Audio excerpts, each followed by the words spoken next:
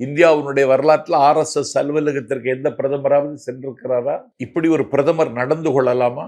ஒரு விஸ்வகுருவாக இருக்கிறவர் இந்த நாட்டில் முன்மாதிரியாக இருக்க வேண்டுமே தவிர மோசமான நடவடிக்கைகளை மேற்கொள்வதற்கு ஒரு பிரதமர் துணியலாமா?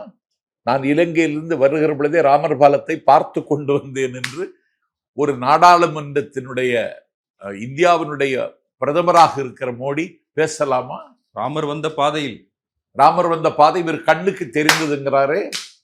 அப்படி என்றால் இவர் என்ன நினைக்கிறார்? நான் பயாலஜிக்கலா பிறக்காதவங்கிறது மீண்டும் நிரூபிக்கிறாரா? அந்த விழாவில் ஜெய் ஸ்ரீராம் கோஷம் எழுப்பப்பட்டது. பிரதமரே சொன்னாரு, கீழந்தவங்களும் சொன்னாங்க. இப்ப கல்லூரி மாணவர்களை ஜெய் ஸ்ரீராம்னு சொல்ல வச்சிருக்காரு ஆளுநர். அதை எப்படி பாக்குறீங்க? அது காயடிக்கப்பட்டுவிட்ட ஆளுநர் இப்பொழுது தன்னுடைய காயத்திற்கு மருந்து தேடுகிறார். மருந்து கிடைக்கல.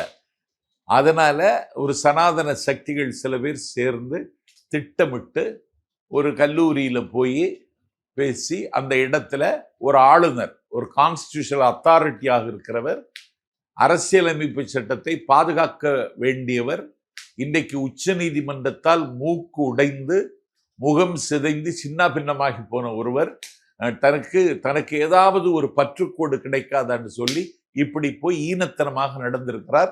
இந்த கவர்னரை உடனடியாக பதவி நீக்கம் செய்வதற்கு துணிச்சலான முடிவை தமிழ்நாட்டினுடைய முதல்வர் உடனடியாக எடுக்க வேண்டும். வரக்கூடிய சட்டமன்ற கூட்டத்தில் நாளை மறுநாள் நடக்கும் 15ஆம் தேதி நடக்கிற கூட்டத்தில் கவர்னரை திரும்ப பெற வேண்டும் என்று ஒரு ஸ்பெஷல் தீர்மானம் கொண்டு வர வேண்டும் என்று தமிழ்நாடு முதலமைச்சர் அவர்களை நாஞ்சில் சம்பத் வணங்கி கேட்டுக்கொள்கிறேன். அது ஒன்றிய அரசு முடிவு எடுக்கணும். இல்ல தமிழ்நாடு சட்டமன்றத்தில் இந்த தீர்மானத்தை கொண்டு வரணும். இப்ப நீங்களே சொல்றீங்க நண்பர் நயினார் நாகேந்திரன் சிரித்த முகத்தோடு பழகுவார் அப்படின்லாம். அப்ப பாஜகவோட முகமே மாறுது இல்ல? ஒரு சாஃப்ட் கார்னரா பாஜகவை பார்க்கறதுக்கான ஒரு வாய்ப்பை அவங்க ஏற்படுத்தியிருக்காங்கன்னு எடுத்துக்கலாமா? எங்க சாஃப்ட் கார்னராக இருக்கிற மக்கள் நயினார் நாகேந்திரனை ஏற்றுக்கிடுவாங்க. அவரை ஏற்றுக்கொண்ட கட்சி அவங்க எப்படி இருப்பாங்க? அவரு தானே பாஜகவோட தலைவர். இப்ப அப்படின்னா அவர் பிஜேபி கட்சி வேட்டி அமைய இது வரைக்கும் கெட்டல. அவரு தெரியல எனக்கு. வேட்டி இது வரைக்கும் கெட்டல.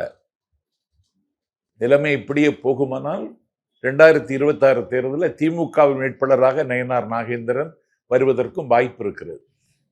பல்வேறு யுகங்களை சொல்றீங்களே. இல்லையே, அந்த தொகுதிக்கு அவர் செல்ல பிள்ளை. அவர் இனிமேல் வெற்றி பெற வேண்டுமானால் திமுகவில் நின்றால் தான் நீ வெற்றி பெற முடியும் என்கிற அளவிற்கு திருநெல்வேலியினுடைய ஜாகிரபியும் ஹிஸ்டரியும் மாறினாலும் ஆச்சரியப்படுவதற்கு இல்லை.